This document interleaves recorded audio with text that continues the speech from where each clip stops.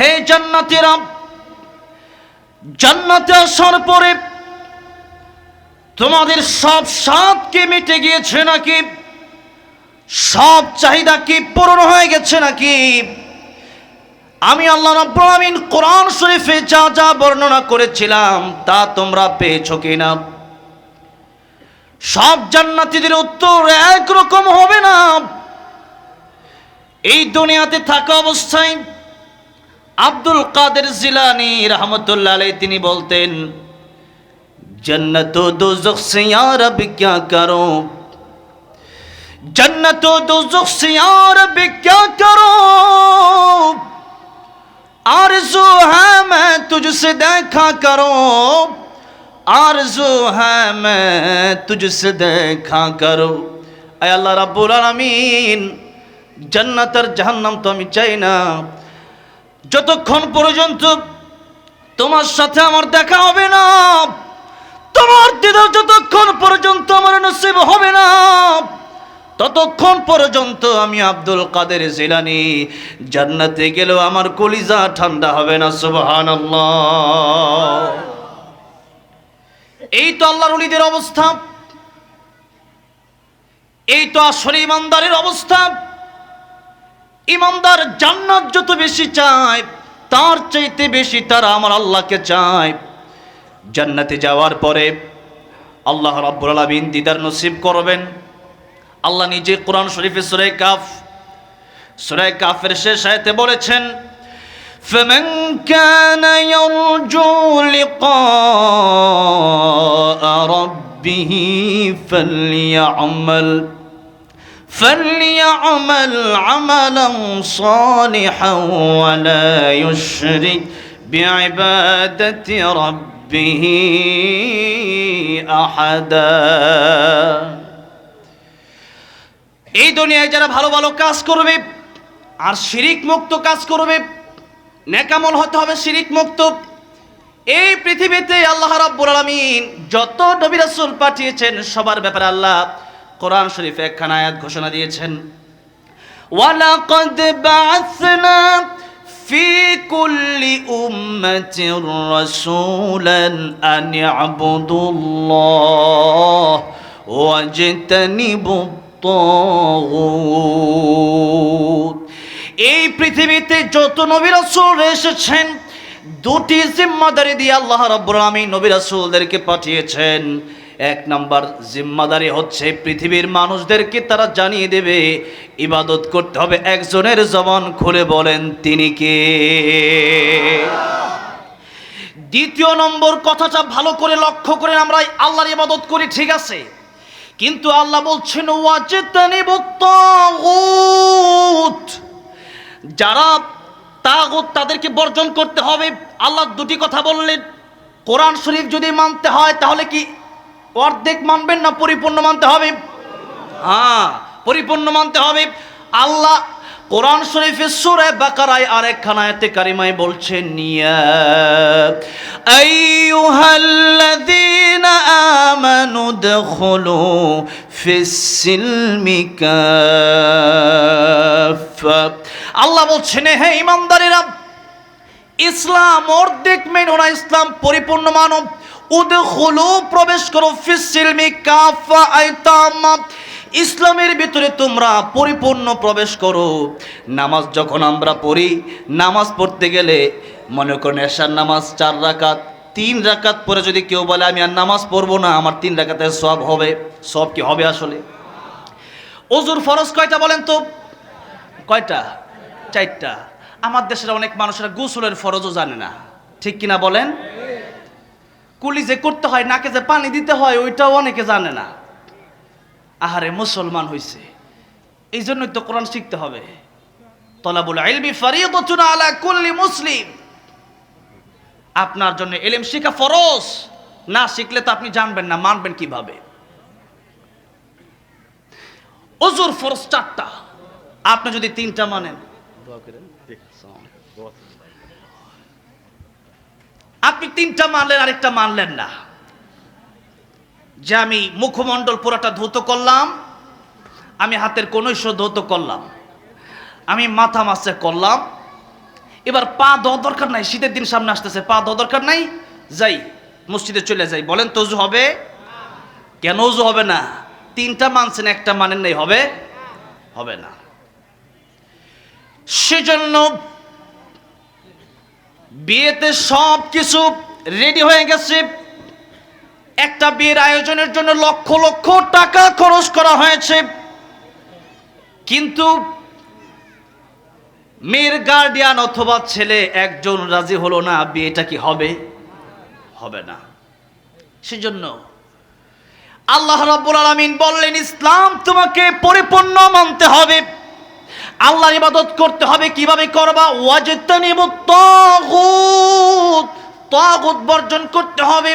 আল্লাহর ইবাদতের মধ্যে কাউকে শরীক করা যাবে না, আল্লাহর আইনের ভিতরে নিজস্ব আইন ঢোকানো যাবে না, আল্লাহর কোরআনের ভিতরে নিজস্ব কোনো মতবাদ ঢোকানো যাবে না। আল্লাহ যেভাবে বলছে ওভাবেই চলতে হবে। নিজস্ব মতবাদ যারা চালু করতে চায় ওরাই হচ্ছে তাগুত। এখন তাগুত কারে কই ওটাই তো মানুষ জানে না। তাগুত কারে কই ওটাই জানে না, মুসলমান হয়ে বসে আছে। তাগুত কারে বলে?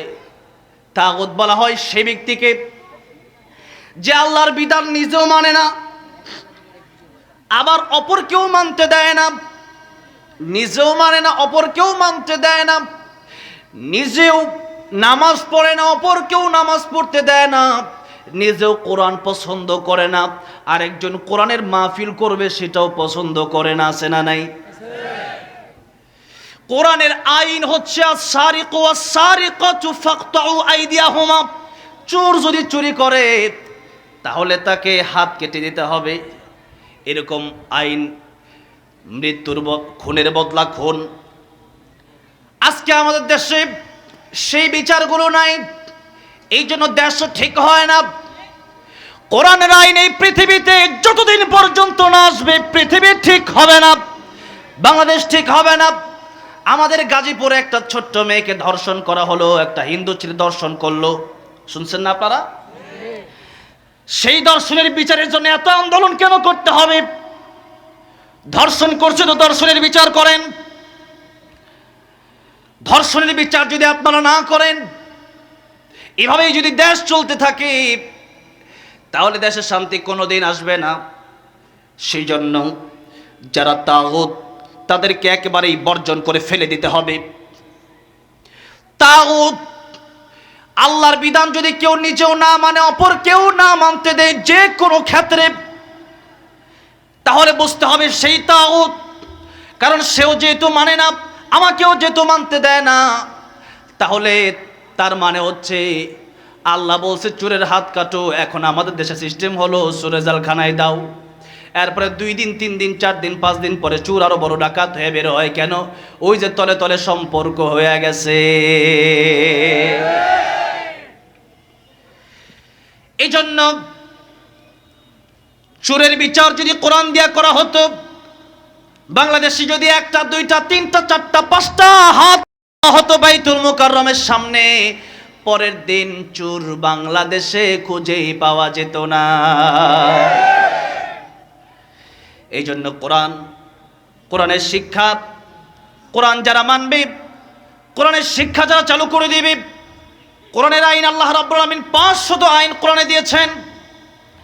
এই আইনগুলো যদি বাস্তবায়ন করা যায় তাহলে বাংলাদেশ সুন্দর হয়ে যাবে। আর এই আইন যতদিন বাস্তবায়ন না করা যাবে দেশ কোনোদিন সুন্দর হবে না। এই জন্য তাগুত বর্জন করতে হবে। যেমন আমাদের দেশে অনেক নেতা আছে, তারা মাহফিলেও আসে, এবার পূজায়ও যায়, মসজিদেও আসে, মন্দিরেও যায়। এমন নেতা আমাদের দেশে আছে না নাই? আমি তো বড় আশ্চর্য হলাম। সাধারণ দল বাদই দিলাম, ইসলামী দলের নেতাও কেমনে সেই পূজায় যায়?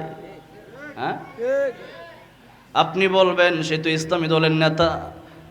আমি বলবো আপনি নেতা ততক্ষণ আপনার নেতা মানবো যতক্ষণ পর্যন্ত আপনি ইসলাম মানবেন। ইসলাম থেকে সরে যাবেন, আপনার নেতা মানবো তো দূরের কথা, আপনার বিরুদ্ধে আন্দোলন হবে। সেজন্য ও নেতা সাহেব যারা আছেন, আপনারা তো জাতির রাহবার, আপনারা জাতির পথ প্রদর্শক, আপনাদেরকে যেহেতু মানুষ মানে, সেজন্য একটা সিস্টেমে একটা লাইনে থাকার চেষ্টা করবেন। জগা খিচুড়ি করে ফেললে পরে আপনিও খিচুড়ি হয়ে যাবেন। আল্লাহ সুবহান মহিয়ান গরিয়ান রব্বুল ইজ্জত ওয়াল জালালের আলিশান দরবারে হৃদয়ের গভীর থেকে শুকর আদায় করছি যে মহান রব্বুল ইজ্জত ওয়াল জালাল আমাদেরকে মুসলমান বানিয়েছেন, আমাদেরকে আখিরি নবীর শ্রেষ্ঠ উম্মত বানিয়েছেন, আমাদেরকে সুস্থতা দান করেছেন, আমাদেরকে নেক হায়াত দান করেছেন। এই পর্যন্ত আজকের এই জান্নাতের বাগানে আল্লাহ রাব্বুল আলামিন সুস্থ রেখে আসার বসার তৌফিক দান করেছেন। সেজন্য হৃদয়ের আবেগ অনুভূতি উজাড় করে রাতের নিস্তব্ধতাকে বন্ধ করে প্রাণ খুলে আল্লাহর প্রেমে মাতোয়ারা হয়ে একযোগে সকলেই পড়ছি আলহামদুলিল্লাহ। হাজার হাজার মানুষ উপস্থিত হয়েছেন আজকের এই জান্নাতের বাগানে।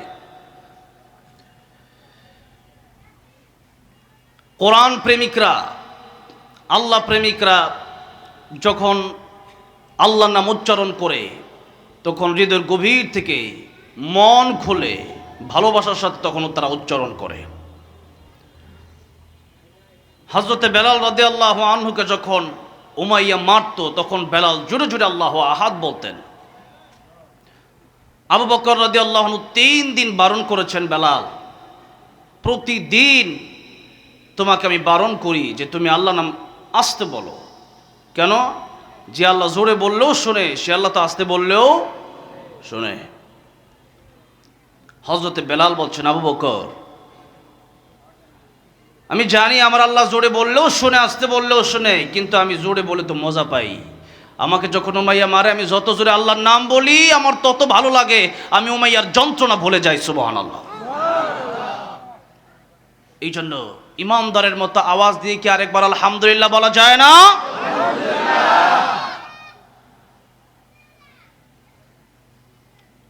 সূরা রহমান এর প্রথম 3খানা আয়াতে কারিমা আপনাদের সামনে আমি তেলাওয়াত করেছি। অপ্রাসঙ্গিক কথাবার্তা কম বলে কোরআন সুন্নাহর কথা যত বেশি বলা যায় ততই ফায়দা। এই একটা মাহফিল যারা করেছেন, আয়োজন করেছেন, কতবার যে আমার কাছে তারা গিয়েছেন, কত জায়গায় তারা দৌড়াদৌড়ি করেছেন, মাসকে মাস তারা রাতকে রাত মনে করে নাই, দিনকে দিন মনে করে নাই। একটা মাহফিলে আসার পর আমি যদি অপ্রাসঙ্গিক কথা যদি লম্বা সময় বলি আর ভাইরাল টপিক যদি অনেক লম্বা সময় আলোচনা করতে থাকি, আরেক হুজুরের বিরুদ্ধে যদি মোটামুটি 1 ঘন্টা কাটাইতে পারি, ওইগুলো সব জানা আছে তো, কিন্তু বলেন ওই সমস্ত গীবত গাওয়ার মাধ্যমে কি ফায়দা হবে? কিন্তু বড়ই দুঃখজনক ব্যাপার, আমাদের দেশে আজকের ওয়াজ মাহফিলটা কিছু আলেমের কারণে নষ্ট হয়ে গেছে, যারা ওয়াজের মধ্যে এসে কেবলমাত্র ভাইরাল কিছু স্পেশাল কিছু ভাইরাল বাংলাদেশে যেগুলো হয় প্রতিদিন, ওগুলোই তারা তাদের আলোচনাকে তারা আলোচনা হিসেবে সাজায়, আর পরে এই মাহফিলগুলোতে তারা উপস্থাপন করে। দিন শেষে রেজাল্ট শূন্য। সেজন্য শূন্য হাতে আমরা বাড়ি যেতে চাই না। কমপক্ষে কোরআন সুন্নাহ থেকে কিছু শিখে এরপরে আমলের নিয়তে একেবারে তৌবা করে নিজের মা বাবা দাদা দাদি নানা নানি আত্মীয় স্বজন যারা কবরে আছেন তাদের জন্য মোনাজাত করে একেবারে বাড়িতে যেতে চাই। কারাগারে একটু হাত উঠায় দেখান তো। লিল্লাহি তাকবীর, লিল্লাহি তাকবীর। হাত নামান, আল্লাহ কবুল করেন, জোরে বলেন আমিন। আল্লাহ আজকের এই মাহফিলের উসিলায় কাল কিয়ামতের ময়দানে যেন আমাদেরকে প্রিয় নবীর শাফাত নসিব করেন, প্রিয় নবীজির সাথে জান্নাতুল ফেরদাউসের মেহমান বানায় দেন, পড়েন আমিন।